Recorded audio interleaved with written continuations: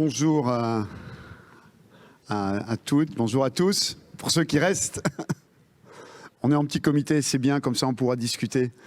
Donc je me présente très rapidement, je suis Henri Dagrin, je suis le délégué général du SIGREF. Le SIGREF est une association qui a maintenant 51 ans et dont les membres sont en général les grandes entreprises françaises, les grandes administrations publiques françaises. Et le SIGREF accompagne ses adhérents dans toutes leurs réflexions sur leurs enjeux numériques collectifs. Et donc, nous intervenons suivant deux principaux moyens. D'abord, dans des travaux d'intelligence collective, où nos adhérents apportent leurs compétences pour partager ces enjeux numériques. Et deuxième axe, c'est celui de l'influence. Et nous développons des stratégies d'influence qui répondent aux besoins et aux attentes de nos adhérents. Parmi les travaux que nous menons, et bien entendu, on vient de le voir avec cette table ronde, le sujet de la sécurité numérique est un sujet particulièrement prégnant. Pour brosser rapidement le panorama de cette sécurité numérique ou de cette insécurité numérique qui met en cause aujourd'hui toute l'économie mondiale, mais notamment européenne et française, quelques points qu'il est important d'avoir à l'esprit. D'abord, la cybercriminalité qui se déploie aujourd'hui se déploie dans un contexte de quasi-impunité. Et j'y reviendrai, c'est un élément essentiel. Aujourd'hui, les cybercriminels, notamment les grandes organisations mafieuses, se reconvertissent dans le cybercrime. Deuxième élément, ces organisations criminelles, pour beaucoup d'entre elles, interviennent dans une forme de porosité assez forte avec des officines étatiques ou para-étatiques. Et donc les activités cybercriminelles, parfois, se confondent avec des activités qui sont menées par des États hostiles, qui ne partagent pas nos valeurs.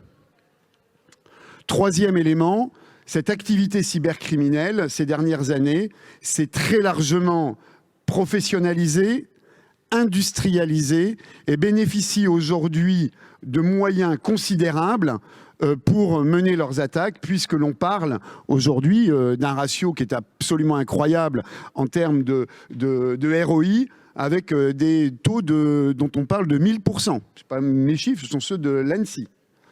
J'investis 1, je gagne 1000. C'est quand même des chiffres qui donnent un peu le tournis en matière d'activité. Voilà. Et donc, dans ce contexte, trois menaces principales se déploient. Il y a les activités cybercriminelles qui peuvent se décliner suivant deux domaines. Il y a la cybercriminalité qu'on peut qualifier du quotidien. C'est une cybercriminalité qui touche tout le monde, qui peut toucher les particuliers comme les entreprises. C'est du phishing, c'est de la tentative d'escroquerie, de la fraude au président et ainsi de suite. Et puis, il y a une cybercriminalité qui est beaucoup plus organisée, qui se traduit essentiellement, comme on l'a vu ces deux dernières années, par du ransomware, du vol massif de données. Et là, sur ce sujet de la cybercriminalité, en fait, on voit trois grandes familles d'activités. Il y a le ransomware et la demande donc de rançon, une fois qu'on a bloqué les données de sa victime. Deuxième activité, c'est celle de voler les données et de les rendre contre une rançon. Troisième activité, c'est voler des données et les vendre sur le dark web. Ces trois activités peuvent se combiner de manière particulièrement versatile.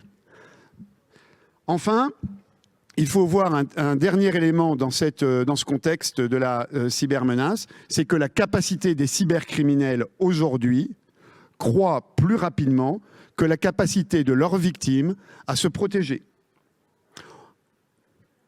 On a laissé dire parfois que les grandes entreprises utilisatrices, les grandes administrations publiques utilisatrices, les hôpitaux, les collectivités territoriales, finalement ne faisaient pas assez d'efforts en matière de lutte contre la cybercriminalité en termes de cybersécurité.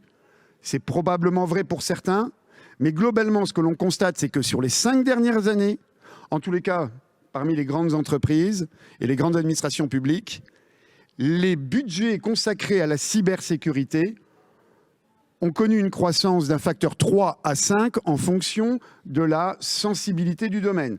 Et notamment pour ce qu'on appelle les opérateurs d'importance vitale, les opérateurs de services essentiels qui sont soumis à des obligations légales de sécurisation, ce sont des facteurs 5.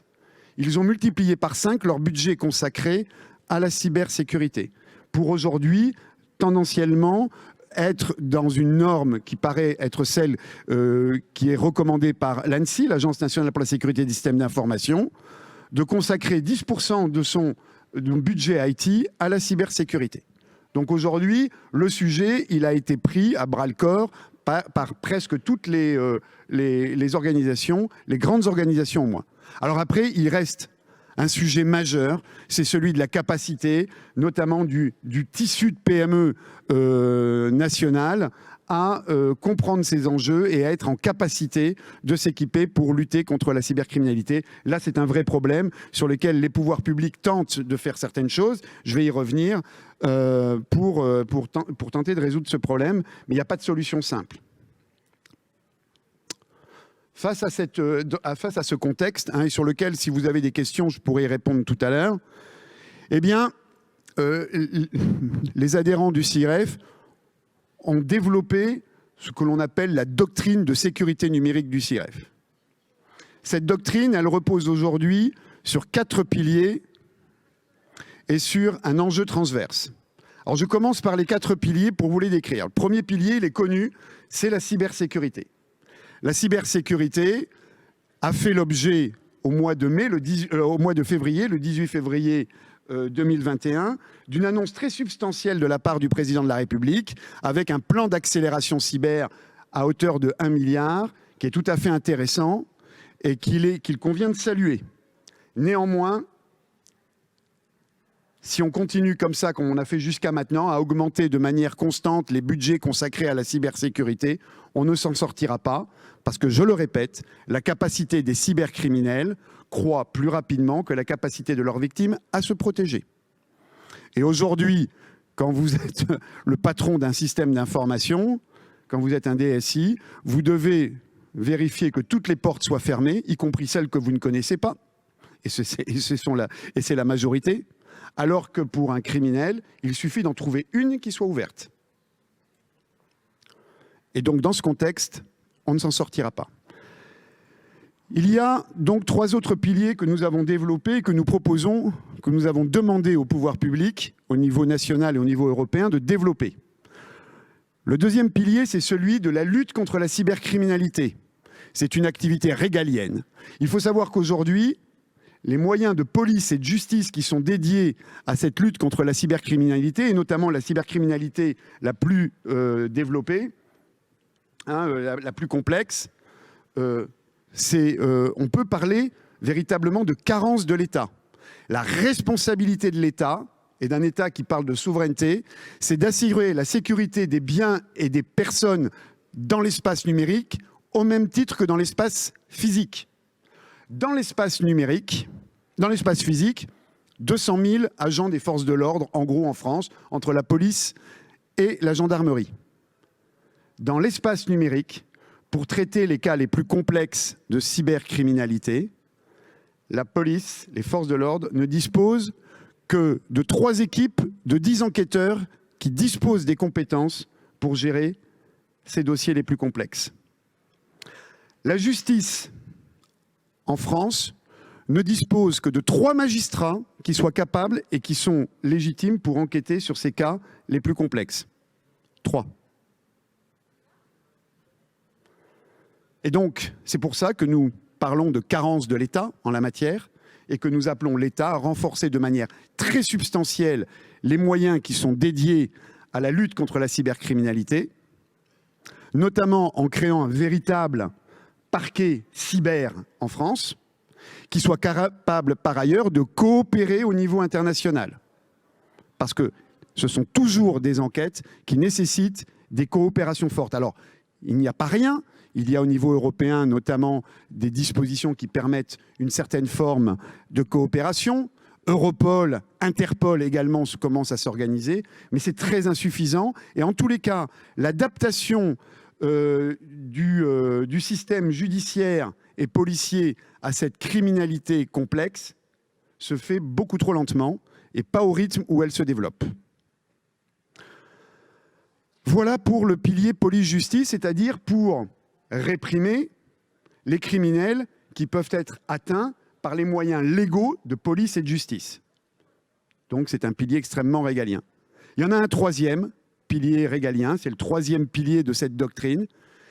Il est impératif que l'État français, que les États européens, que les États occidentaux développent de manière très substantielle leur capacité à mettre en œuvre des dispositifs de cyberdéfense dans la profondeur.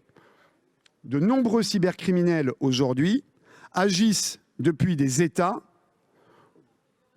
qui ne coopèrent pas sur le plan judiciaire avec les États européens.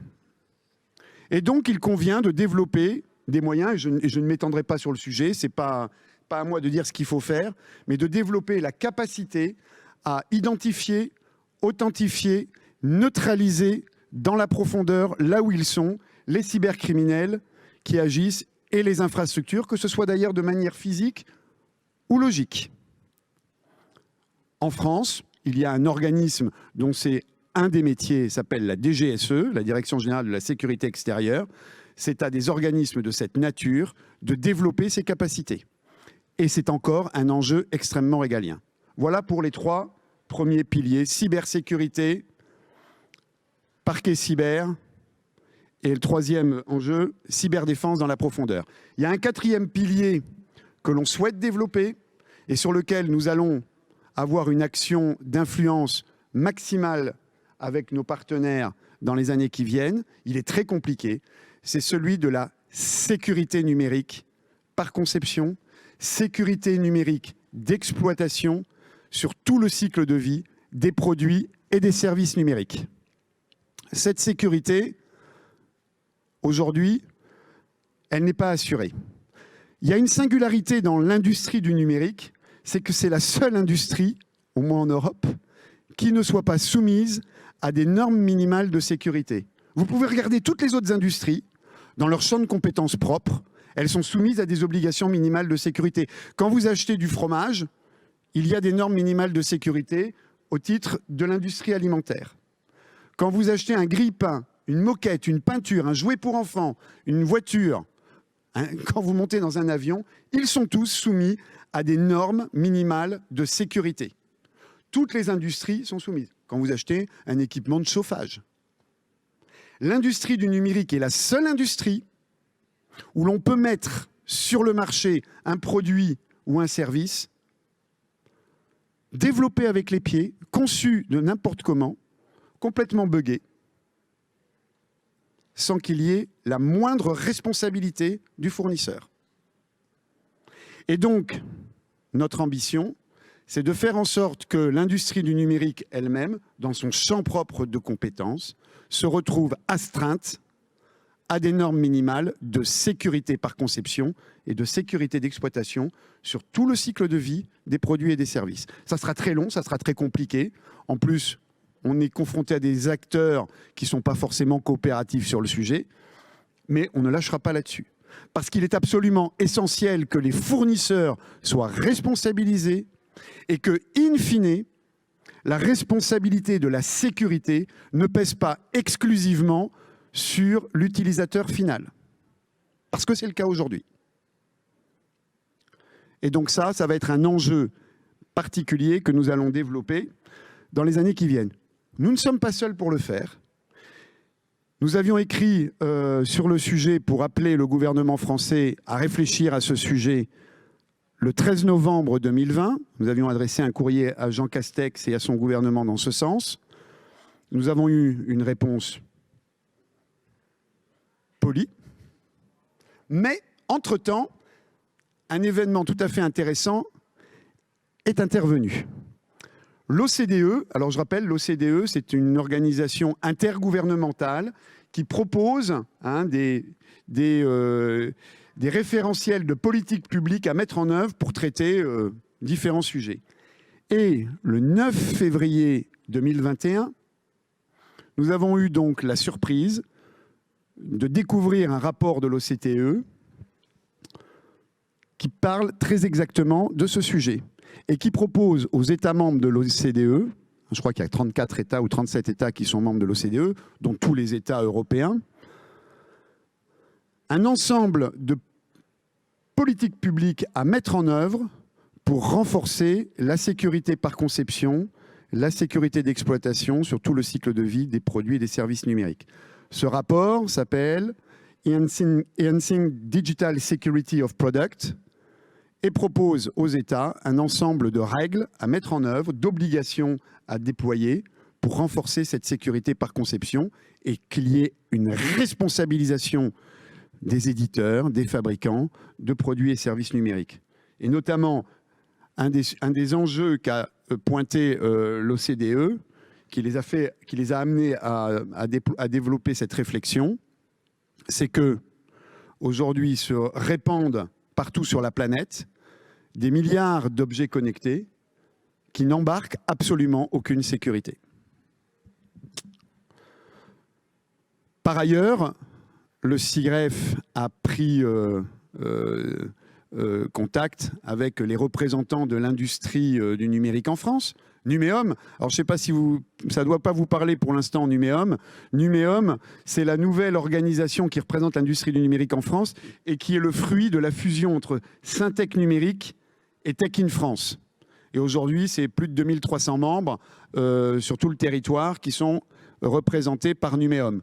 Éditeurs, ESN, conseils en technologie, etc. Et donc, nous discutons avec Numéum, qui a accepté de discuter avec nous de ce sujet, pour que nous puissions développer un référentiel commun pour proposer, dans la foulée de ce rapport de l'OCDE, un ensemble de règles permettant de réguler à minima la sécurité par conception et la sécurité d'exploitation des produits et services numériques. Voilà pour le quatrième pilier de cette, avec beaucoup de guillemets, doctrine de la sécurité numérique. Je vous ai parlé d'un enjeu transverse. Tout ce qu'on s'est raconté là, tout ce que je vous ai expliqué, ça ne sert à rien s'il n'y a pas les compétences et les talents pour piloter l'ensemble de ces dispositions. Et aujourd'hui, c'est l'enjeu critique, c'est celui de la formation et des compétences qui sont disponibles pour aborder ces enjeux. C'est pour ça que nous avons là aussi développé un ensemble de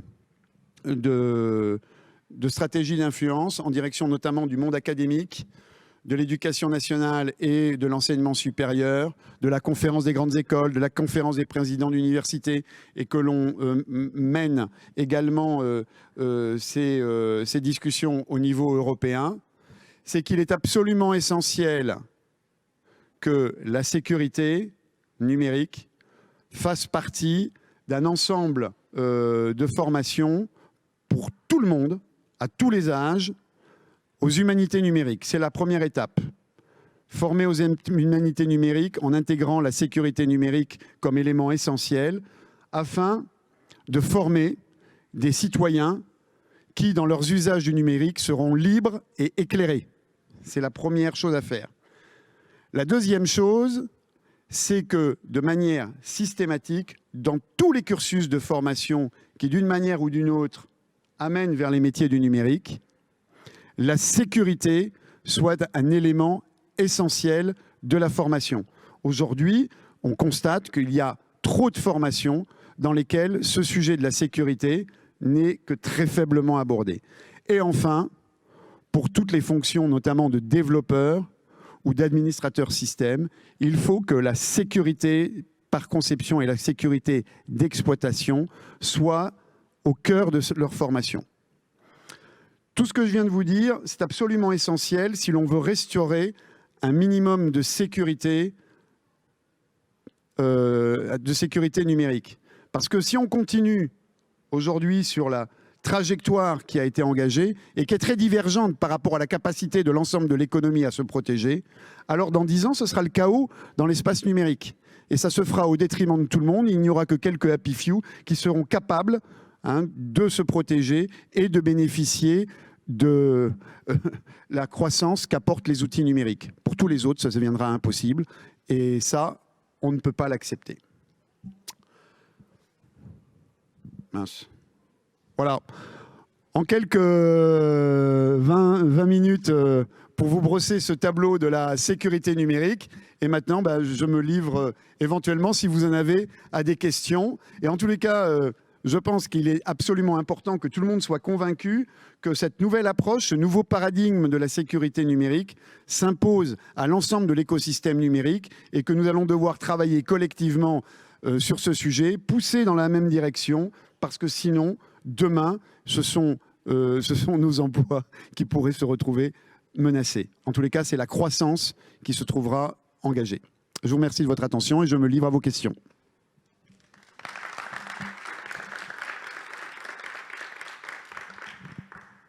Oui. Il y a des élections présidentielles qui se profilent à l'horizon.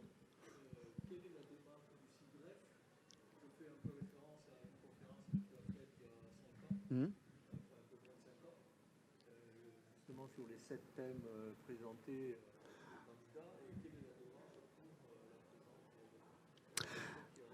Alors, aujourd'hui, pour l'instant, ce n'est pas encore publié, donc je resterai prudent sur le dispositif que nous sommes en train de mettre en place. Enfin, le CIGREF avec Numéum, dont je vous parlais tout à l'heure, mais d'autres associations comme l'AFNUM, la FEVAD, hein, c'est la fédération de la vente à distance, du e-commerce de la vente à distance, l'association représentative des jeux vidéo, enfin une dizaine d'associations représentatives de l'écosystème du numérique. Nous nous sommes associés pour rédiger 6 fiches de présentation de nos propositions pour l'ensemble des équipes présidentielles, des candidats qui se présenteront sans exclusive. On leur transmettra, au fur et à mesure qu'ils se déclareront, on leur transmettra ce dossier. 6 fiches, dont une notamment sur la formation et les compétences numériques, une sur les enjeux de sobriété numérique, une sur les enjeux d'inclusion numérique et de cohésion numérique et territoriale. Il y en a une qui est spécifiquement dédiée à la sécurité numérique, et ce que je viens de vous dire est repris dedans. Notamment ce 4e pilier qui est si important et qui fera appel nécessairement à beaucoup de régulation et à un gros travail législatif au niveau européen. Par ailleurs, toujours dans les stratégies d'influence, et nous y faisons référence d'ailleurs dans cette fiche, la Commission supérieure du numérique et des postes, qui est une commission parlementaire bicamérale, c'est-à-dire qu'il y a 7 députés, 7 parlementaires, a publié le 29 avril dernier un avis sur la sécurité numérique qui donc est public. Vous pouvez le retrouver sur le site de la Commission supérieure du numérique et des postes. Et donc j'ai pas mal participé à la rédaction de cette fiche qui propose également d'agir dans ce sens et qui parle directement. Ce sont des parlementaires qui en parlent, qui l'expriment. Quand je parle de carence de l'État, c'est écrit noir sur blanc en matière de police et de justice, c'est écrit noir sur blanc dans ce rapport. Donc vous voyez, ça a été endossé par les 2 assemblées. C'est pas une paille. Voilà. Donc les choses sont clairement dites. Et donc pour répondre très directement à ta question, oui, la sécurité numérique, nous voulons en faire un enjeu majeur pour les élections présidentielles, mais également c'est un enjeu que nous avons présenté à Clément Beaune dans le cadre de la PFUE 2022, la présidence française de l'Union européenne au premier semestre 2022. Si vous avez d'autres questions, n'hésitez pas. Eh bien, s'il n'y a pas de questions, c'est que j'ai été parfaitement clair. Voilà, on a 5 petites minutes d'avance, mais c'est très bien. Et on se retrouve donc tout à l'heure pour une table ronde à 17h45 sur la Troisième Guerre mondiale sera-t-elle numérique ou souveraineté numérique, la Troisième Guerre mondiale est-elle déclarée? À tout à l'heure.